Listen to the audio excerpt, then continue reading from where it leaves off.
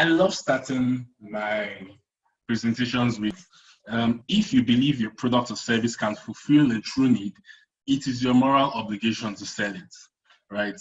As a product marketer, what this tells you is that, first of all, you need to believe that your product or service is solving a real problem, right? If your product or service is not solving a real problem, then it's going to be an uphill task for you to sell it, right? If your product or service is not solving a real life problem, right, then it will not make meaning to most people, because people part with money for things that are providing value to them one way or the other. So for anybody who is involved in product marketing or looking to go into that area as a career, right, you need to ensure that whatever firm you're working for, whatever product you're selling, right, whatever partnership you're latching onto is solving a real life problem. That's very, very key. Now let's move on. So I'm going to try by just going through a couple of definitions that the experts in the industry have given about product marketing, just to provide a baseline which we can build up from. Now, this is Carol, VP of Product Marketing at Google Cloud. And what he says is that the role and the value of product marketing is to express the distinct value of our solutions to the customer. Expression of value. Remember, I said that in the previous slide.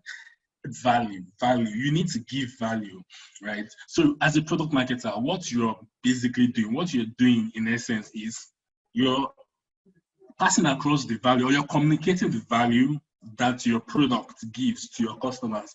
You're letting them know that, see, this is what this product can do for you, right?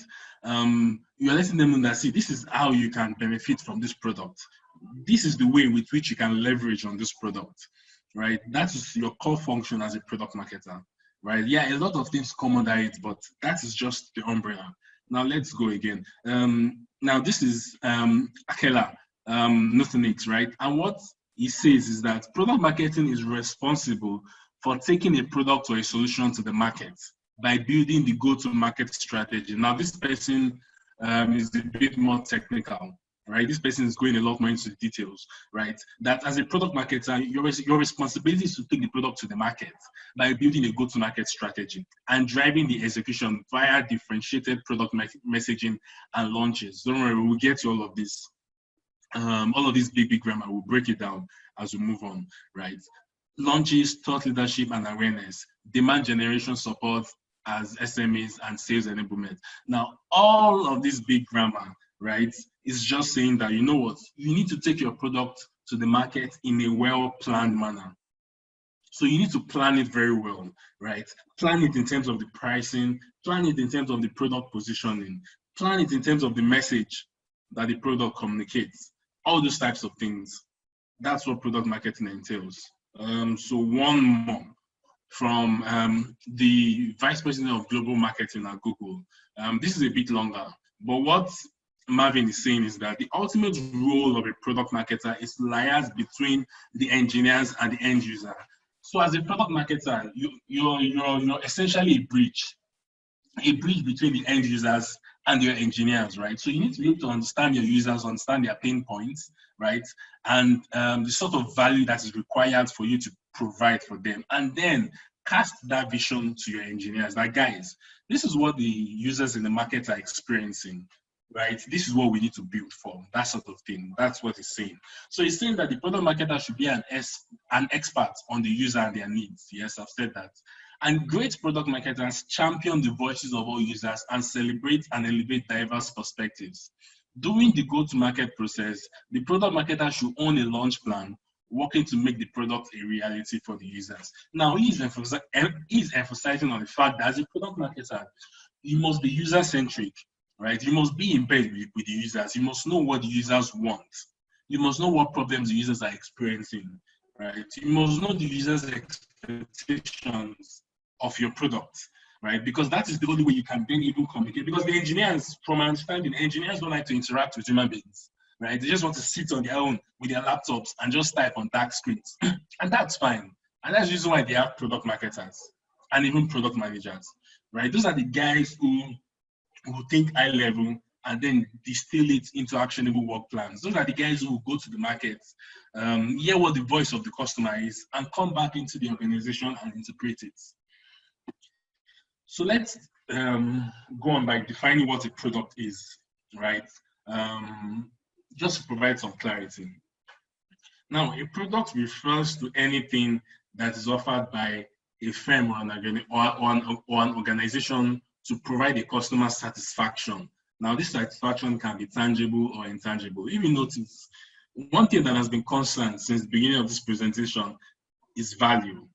Value, satisfaction, right? They must get something in return. They must be happy, right? The only way a customer will turn to a paying customer, the only way a customer will part with the sum of money, right, is hard-earned money, right, is that you're providing some sort of value, especially in a country like Nigeria, where our customers are extremely price sensitive. If the price of a product today is 100 naira, if you make it 110 naira tomorrow, that singular action is enough to kill the product in the market. It is not the same in other countries where they have a higher disposable income and a higher spending power. Nigeria, there is almost no spending power. Everything is planned for. If most of us can relate with us that before you get your salaries, you already know what you're going to use the salary for. It is not even enough, right? So if any product marketer, now put yourself in the user's shoes, if any product marketer is going to come and sell anything to you, it must make sense. It must make sense because I'm not Father Christmas. I'm not sharing my money around. Do you understand? So you must provide satisfaction. It can be intangible or tangible. A product can be an idea, right? You can come up with an idea and say, oh, okay, how to build this lending platform where people can borrow money and pay back at very friendly rates, right? And I would automate the collection process, blah, blah, blah, and everything. That's an idea. That's something you can sell, right, to people. Do you understand? It could be a physical good, G-Wagon. I really love these Brabus. That's why I put it here. It's one of my dream cars. The only problem is that when it's time to buy it, this model might be out of fashion, because whether you believe it or not, I don't have the money to buy a G-Wagon. Forget that introduction profile that they were reading, right? So this is a product. Now, this is a physical product. It's a G-Wagon, right? This is from Mercedes-Benz. And now Mercedes-Benz, they've refined this product in such a way that it portrays amazing value, intrinsic value, right? In fact, there is the rumor, and I don't even think it's a rumor.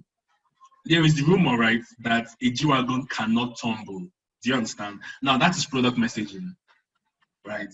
They are passing the message across to you. They see, drive this car, right? If this car, in fact, there was a particular country, I don't think it was worldwide. There was a particular country and a particular model of Mercedes-Benz where they told the customers, take this car. If this car tumbles, return it to us. We'll replace it for you. That is product messaging. Do you understand? They've told you, see, this is the message. So the message they're communicating to you is that, see, you're driving a machine. This is not a car. You're driving a machine. Do you understand? So a product can also be physical, or a product can be a service, right? It can be a service. E-commerce, for instance, it's a product, but it's a service. You're offering a service to people. People can purchase goods online, do you understand, and get it delivered to their doorstep without necessarily being there physically. So a product can take any of those forms. So let's just go into product marketing.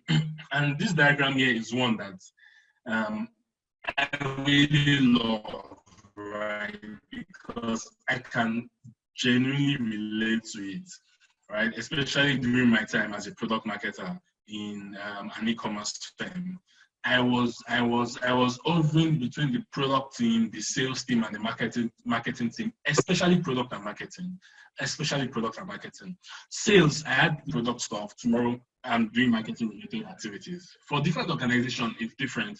Like for IntoSwitch, the product marketing manager, right, does about 80% core marketing work. Do you understand? Now, the rest is just a bit of product and very, very small bit of sales, right? While I was at More for Africa, it was more like 50% product, 40% marketing, 10% sales, something like that.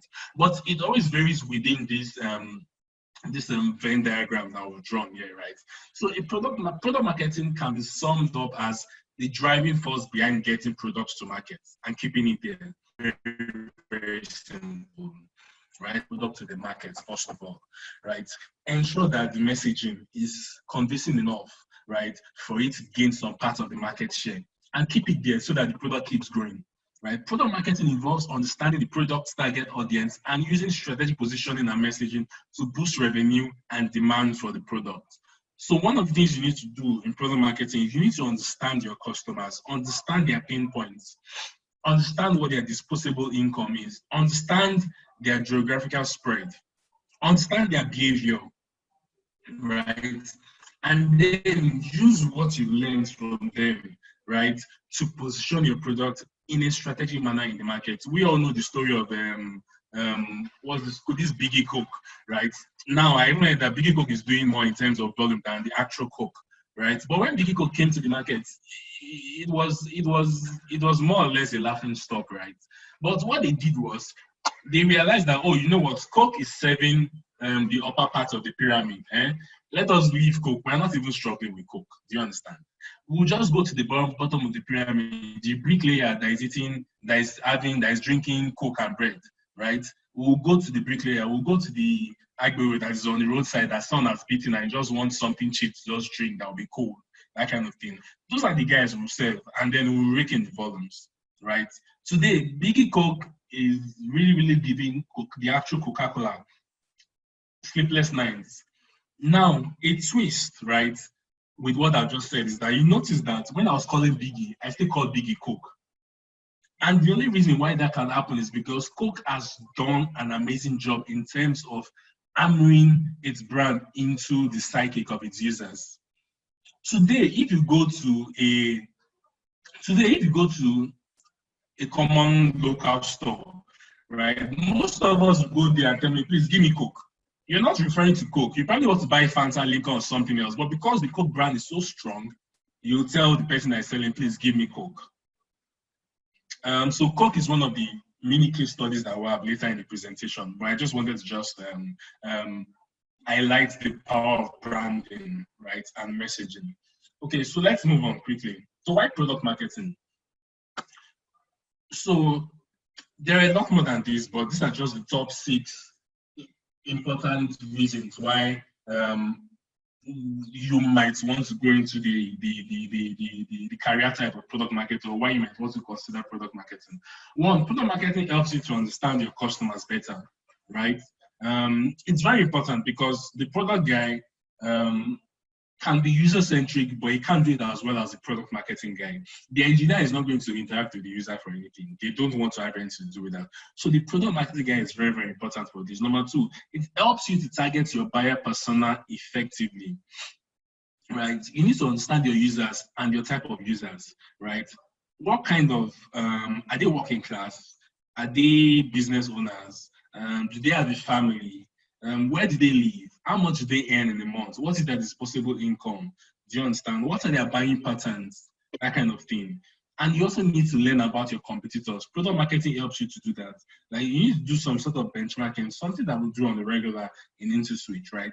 So even if we are bigger than that competitor, we still take our time to understand that competitor, understand what they are doing, right? No matter how small they are, and then get 1 or 2 things from them and then implement it in-house. And sometimes the best ideas are not built from scratch, they are copied. So please feel free to copy an idea as long as you copy it well. Copy it very well. To an extent that even the person that you copied it from will be proud of you. Number 4, product marketing ensures that the marketing, product, and sales team are aligned. This is very key because as the product marketing guy, you're the one at the center of everybody. Right, you are interacting with all these diverse things, and you're the one rather connecting the dots, right? So it helps you to just ensure that these teams are aligned. Product marketing helps you position your product effectively in the market, right? I gave an example of Biggie Coke. Do you understand? See an example of Mercedes-Benz and BMW, right? Those 2 brands are going head to head at each other, and they are basically splitting the market share 50-50. Almost, if I'm not wrong, right? But then you have the likes of Corolla. You're like, you know what? We cannot compete with Mercedes-Benz and BMW. Let us just position our product lower and just serve the people who don't have that kind of money to buy Mercedes-Benz, but they want a car, right? And Corolla is doing very well today, especially in Nigeria. Product marketing helps you to boost revenue, improve sales, and the organization's bottom line. Whatever you do as a product manager, whatever gymnastics you do, right? Even like do it upside up, upside down, side by side, money must come in, right? Whether you're working for an organization or you're working for yourself, money must come in. It has to be a win-win, right? The customers need to get value. You, as an organization, you need to get value also. Okay, so I'll move on to product marketing KPIs and responsibilities, right? So let's go into a bit more detail before we start to round up. So what are the key product marketing responsibilities today? Just high level. One is that you need to identify the buyer personas and the target audience for your product. Again, this is speaking about knowing your customers, right? I must have said this up to 3, 4, 5 times already in the presentation. This just shows that as a product marketing person, right, you need to know your customers. If your customer sneezes, you need to know why your customer is sneezing. Product marketing, one of the key responsibilities is that you need to successfully create and carry out your product marketing strategy, right? You can't just run blind. There has to be a strategy, right? You need to have a launch plan. Okay, say, okay, you know what, at this time, this is where we'll launch this, right? Okay, we're going to launch in 3 phases. First of all, we're going to launch to people in Lagos. Afterwards, we'll go, we'll cover the entire western part of Nigeria, and afterwards we'll go national, then global in a couple of years' time, right? You need to say that, okay, for this launch plan, we'll go digital and social media, first of all, for the first 1 month. Afterwards, we'll do billboards, then maybe afterwards, we'll do a bit of TV adverts and radio jingles, that kind of thing. So there has to be a strategy, and there is a lot of thinking and work that actually goes into that, right? But we wouldn't be touching that today. Now, another one is you need to work with the sales team to attract the right customers for your product. And this is very important because the sales guys are the guys who go into the field. Now, their core competence is to go into the field and convince the customer to part with some sort of money to pay for your product. Their core competence is not understanding the customer. So you as a product marketing guy, especially if you're working in a large organization like InterSwitch, right, where product marketing is separate from sales, you need to understand your customer to the extent where you're able to communicate efficiently to the sales guys and say, see, this is how the customer is, this is the way they think. Do you understand? And then they will take that information and then use it to sell. Product marketing, one other key function is you need to determine responsibility, rather, is you need to determine your product positioning in the market. I'm giving an example of that with Biggie and BMW and Corolla. You need to ensure that the product meets the needs of your target audience, right? Before your target audience rather will part with some sort of money for your product, you must be meeting a need, you must be solving a problem for them, right? It's extremely key, right, for you to be doing that. Today, people are paying for Zoom and the Zoom longer plans rather for Zoom, because today they've realized the importance of Zoom and they've seen the value of Zoom, especially this period when people cannot meet physically. Do you understand? In fact, I thought Zoom was just the free version. I had no idea that it was a paid version of Zoom until COVID-19 started, right? You get. So one other key responsibility is you need to keep your product relevant over time. It is not okay to just get your product to the market. You need to ensure that your product stays in the market. Okay, so I'm going to try to move faster because I want us to have time for questions.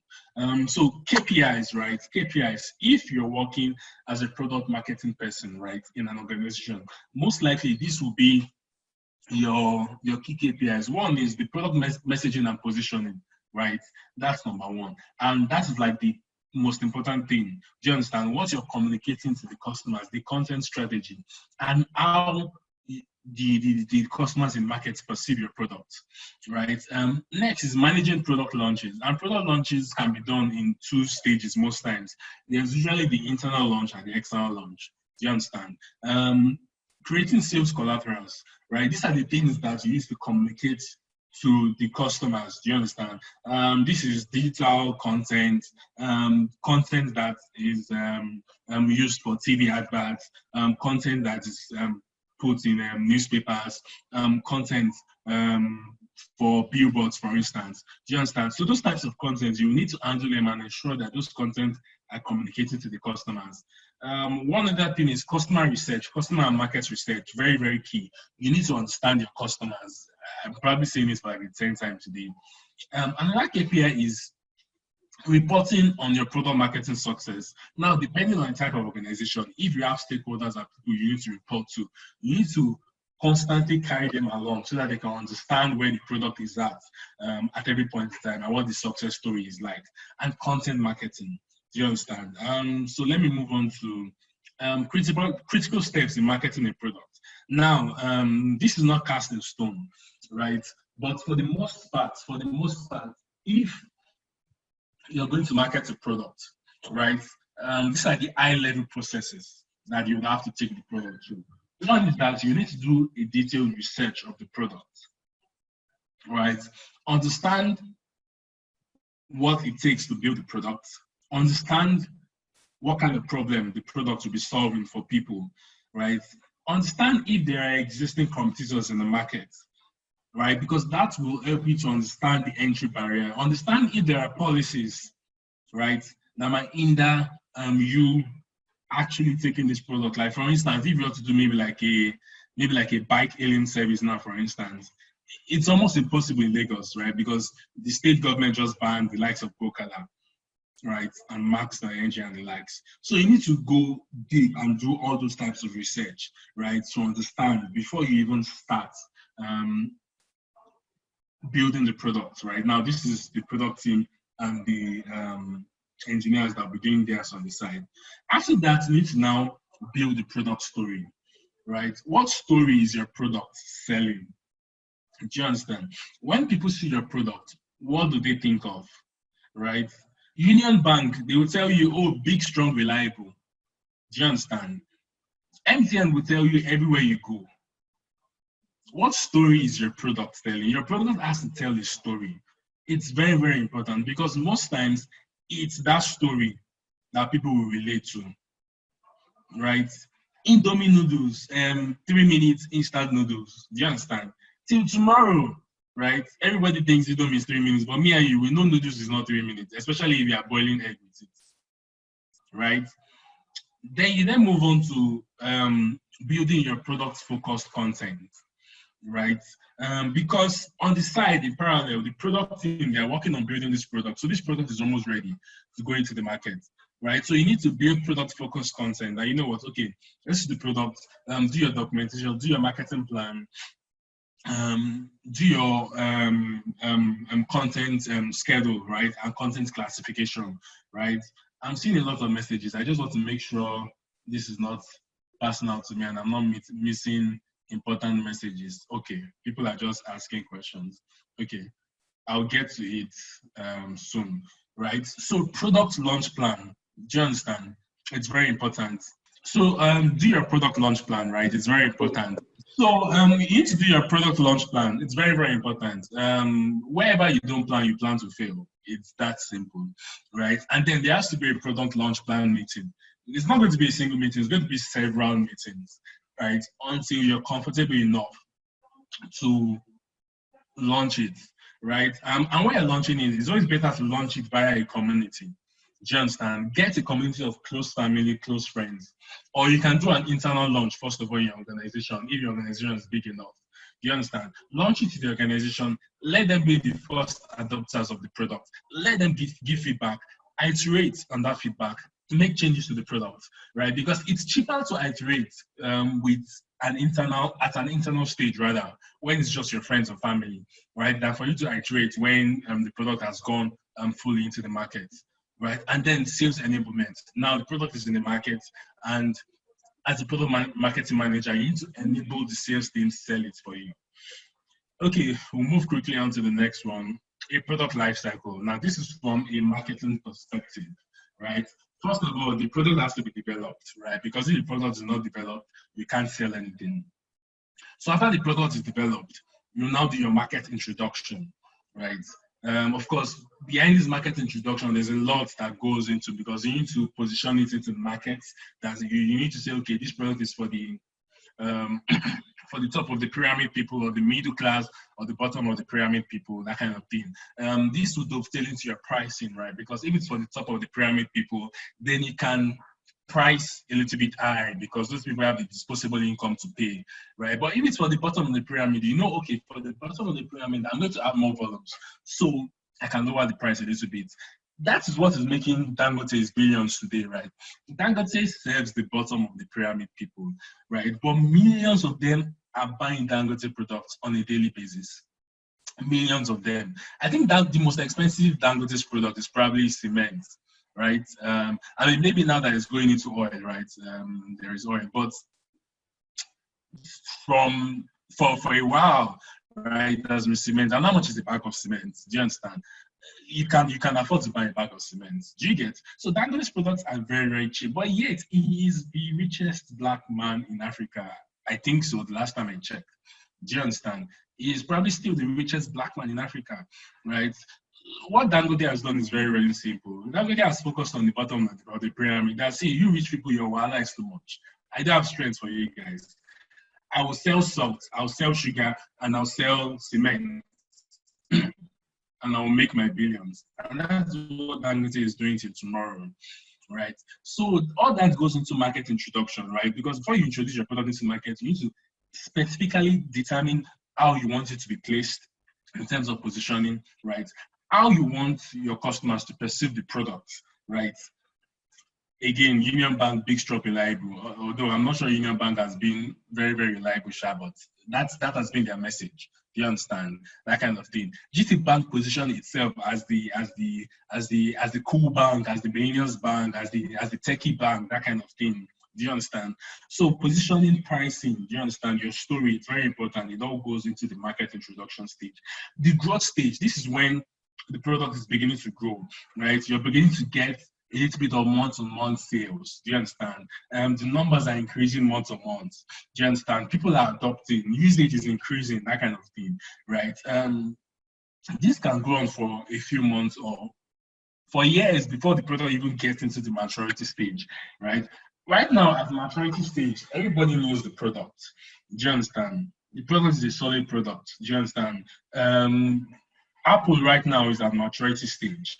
Do you understand? Everybody knows Apple. Everybody wants to own an Apple phone. Do you understand? That kind of thing. Market introduction, a product that is probably going through market introduction right now, or maybe early growth stage is this house party product that just came up during this COVID-19 season. Honestly, between me and you, I still don't understand the way that thing works. And whenever I put it on, my phone just immediately starts to get hot, right? And because of that, I don't like the app, right? Because I think it's heavy on data and it just gets my phone hot. And my phone is an iPhone, so I really don't understand, right? But that product is kind of doing well this period. Well, it's been supported a bit by COVID-19, but it's doing well, right? Snapchat is still in growth stage. I'll say maybe late growth stage, right? Because Snapchat has been around for a while, right? But Snapchat will get to maturity at some point. Twitter is past maturity, right? They're in decline stage right now. Twitter is not as prominent as it used to be last year or 2 years ago, right? But they're still doing very well, right? But Twitter is not, they've gone past maturity stage. So at declining stage, the product has grown, right? It has made money over a period of time, right? But people are beginning to latch on to newer products. Do you understand? I think Facebook probably falls into this category, but you know, Facebook, they keep coming up with new stuff every day. And that's what you need to do as a product marketer, right? Once your product is in maturity stage, you need to start to reinvent your product so that it keeps being relevant. Okay, let's move on quickly. So optimizing your product marketing strategy. I'll just breeze through this. It's a lot of content. One is that you need to define your target audience. If you notice, most of the things that I've said is me repeating very, very key things. Understand your customer. Do you understand? Understand the pricing. Solve the problem. Give value. Do you understand? Big daily plan. That kind of thing, right? This just shows that product marketing is not that much of a big deal, right? You just need to be selling a product that solves a real value, right? And you need to be committed to it. That's really all, right? Every other thing just circles around very, very important 5-6 key factors As long as you take note of those things, you'll be fine, right? But let's move on. You need to define your target audience. Say, okay, this is who I'm selling to. These are the kind of people, right? That's what the personas mean. Persona is the type of person, right? Determine the type of person, determine the specific product being sold, determine the specific price, understand the customer's needs and challenges and pain points, right? And ensure that your product is built to meet that need. Once you can do that, you're good. You're good. The positioning and message, it's very, very important, right? Because positioning helps answer key questions that your customers might have about your product, right? Because when they ask these questions, they're asking because they don't understand. But if the positioning and the message is clear enough, right, they will understand. They will understand that, oh, okay, this is what this product is trying to do, that kind of thing. This is how this product plans to solve this problem, that kind of thing. Do you get? Now, it's your job as a product marketer to ensure that your customers, they know the answer to these questions, right? If they're asking questions that they don't answer to, it's because you've not communicated your product position and product message to them properly. Next is you need to set smart goals. Set smart goals, right? This is very important when building your strategy. Don't say, I want to do $1 billion in my first 1 month. I don't think there's any product that did that. I'm not so sure. I might be wrong, right? But set smart goals, right? For you to set smart goals, you must understand your market, understand your customers, right? And you must crunch the numbers. This is something that I actually like doing, right? And I love playing around with Excel a lot. So for my organization, even though that's not my key KPI, it's something that I do, right? And what we try to do is we try to work as a data-driven organization. So we make decisions based on the data that we've gotten, right? So you need to just crunch the numbers and make informed decisions based on data you've collected. Now, I know there is a problem with data in this part of the world, right? We rarely have data for anything. That's sad, but you still have to try nevertheless. Do you understand? And some common goals that you might want to set as a product marketer is, one, to increase revenue. Very, very important, because your employer, all these drama and kamikaze that you're doing at the end of the day must bring money. Two is that you need to engage with customers, right? Set your target. Say, okay, every month I want to host 2 customer councils with 20 customers each, that kind of thing. You need to improve your market share. If before you have maybe just 10% of the market share, you need to want to improve it over time to 15, to 20, right? Gain customers from competitors, right? To be able to do that, you need to increase your market share, because someone already has the other customers that are not with you, right? So you need to give superior value to be able to poach customers from your competitors. And at the end of the day, boost the brand recognition, right? So people know your brand everywhere. So I'll go to a couple of, determine pricing. After this two, then I'll speak to some mini case studies of some products with amazing brands, and then we'll just close from there. So as a product marketer, you need to be able to determine your pricing. It's very, very important. And remember what I said about people being price sensitive at this part of the world, right? Now, is your price competitive pricing, or is it value based? Competitive pricing is you pricing based on what your competitor has priced. So if your competitor is selling it for 50 naira, you can sell it at 45 naira or 49 naira, that kind of thing, right? While value-based pricing is that you're measuring it based on the value that you know that product is providing for customers. Like in Mercedes-Benz, I love Mercedes. That's why I will always refer to it, right? Mercedes, their pricing is not based on any competitor. In fact, they don't even care, right? They're that proud. Their pricing is based on what they think the value is that you're getting from the product as a customer. And lastly, marketing through the life cycle, right? There are 2 parts which I mentioned before: internal and external launch, right? So what goes in internal is you need to launch it internally, test it internally before you then launch to the outside world. Okay, so this is the second to the last part. So just a couple of case studies. Apple is one of my favorite products. I'm trying to purchase more Apple products, right? But what Apple has done is that they focused on the benefits that you will get from the product than just listing the features, right? So Apple will tell you that, oh, this watch is going to help you do this, that, and that, right? They wouldn't say that, oh, this watch is water resistant, this watch, the battery can last for so time. No, they don't care. They are communicating what you can gain from the product, and that's one of the reasons why their product today is a household name. Coca-Cola. Everybody knows how prominent Coca-Cola is, because when you go to a store today, you would have told them, oh, how to buy Coke, before you realize that, oh, you actually just want to buy any soft drink that's available, right? But this their red and white branding has gained so much prominence because of their highly targeted positioning and repetitive advertising and consistent branding. Where you go, Coca-Cola. There's a reason it's intentional, right? They are hammering it into our psychic, right? So when you're dreaming, you're seeing Coca-Cola. When you're eating, you're seeing Coca-Cola, right? And MailChimp does something similar to Apple, but with a twist. MailChimp communicates the benefits of using the product, right? But they also communicate that they are more than just an email marketing platform, right? They tell you that they are an all-around marketing platform that helps your business grow. That is a more compelling story to tell, right? So you need to tweak your story to make it more compelling. Of course, don't say what you cannot do, right? But tweak your story to make it more compelling. And my favorite case study, and I'd love to spend more time on these case studies, but I'm trying to rush because time is going, is this Billy. So this Billy is a female product, right? A female beauty product, beauty and lifestyle product. And one of their products is their razor blade. And today, the reason why Billy is doing so well, especially in the US, is because they communicate their message, right, by doing something that no other product does, right? What Billy does is that they portray women hair, right, like hair in women's armpits while doing the advertising, right?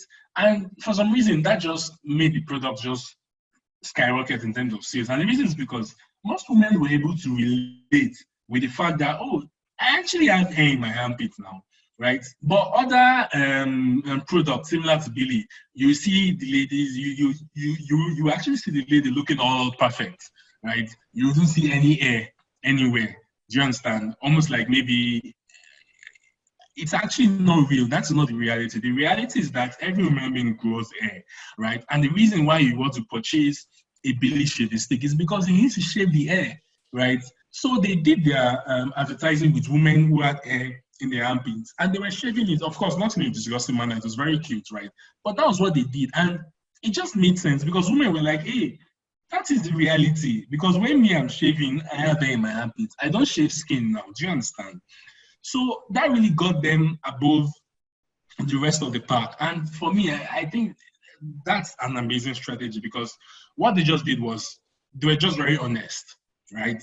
They were just very honest and just portrayed an accurate state of the brand, right? And that really made sense for them. Now, let's just take a look into what product marketing is not, because there is often confusion on what product marketing is or what product marketing is not.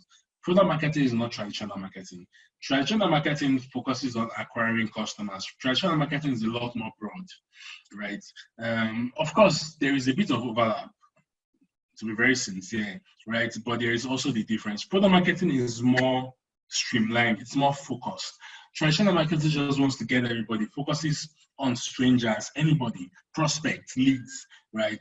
And traditional marketing also focuses on promoting a company, a brand, right?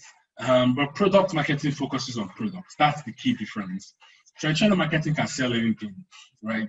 It can sell anything, a company, an organization, a person, in fact.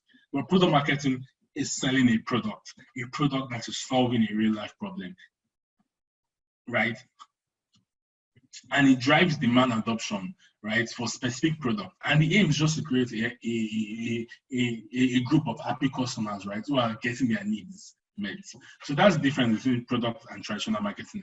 Traditional marketing is a lot more broad, focuses on just promoting anything, while product marketing focuses on an actual product that solves a real life problem.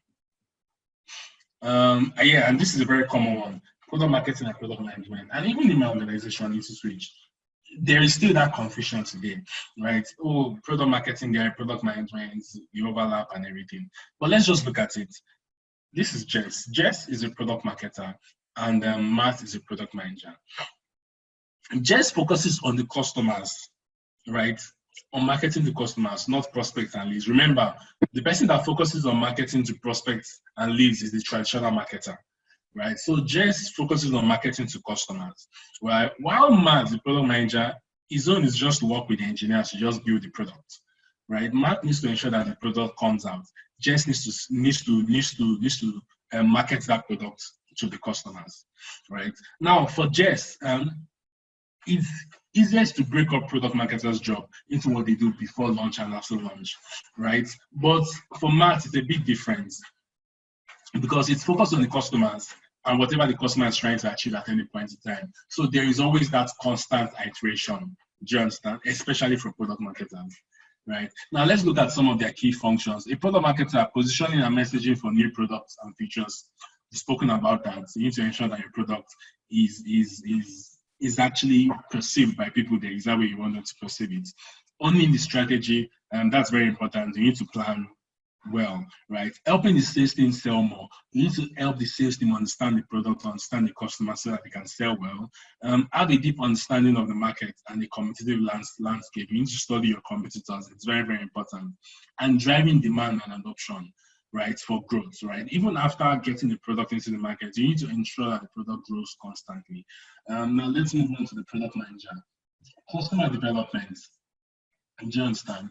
The product guy is the guy who is building the product for the customer. So you need to have some sort of level of understanding of who the customer is, right?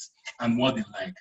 You can always learn this from the product marketing manager, who most likely has a more detailed understanding of that, right?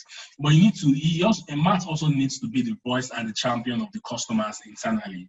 So Matt is the guy that is interacting with the engineers. The engineers love him because they are used to him, they are fond of him, right? But Matt understands what the users expect, right? And he has to communicate that to the engineering team. Very, very important. Matt also needs to define what to build through user stories, maintaining the backlog, doing the backlog growing, and all those types of things, right? Matt also needs to prioritize, do you understand? To understand that, to ensure rather that the organization is building what it has to be building at this point in time. So Matt needs to take into consideration the cost that it would take to build that product, the perceived return on investment, right? The amount of effort that it takes to build that product in terms of time, and the amount of effort that it takes to build that product in terms of cost of implementation, right? These are the kind of things that he has to take note of while prioritizing, right? Then he also needs to have an understanding of the competitive products in related technologies. Of course, study the competition similar to what Jess will do, and also ensuring that the team ships the right products out to the market. So there is an overlap to an extent, right? But this provides a bit of an understanding. I believe this slide will be shared to everyone, right? So that I can always go back and just study it in detail, right? Yeah, so I'll stop there. I've taken so much time. Apologies.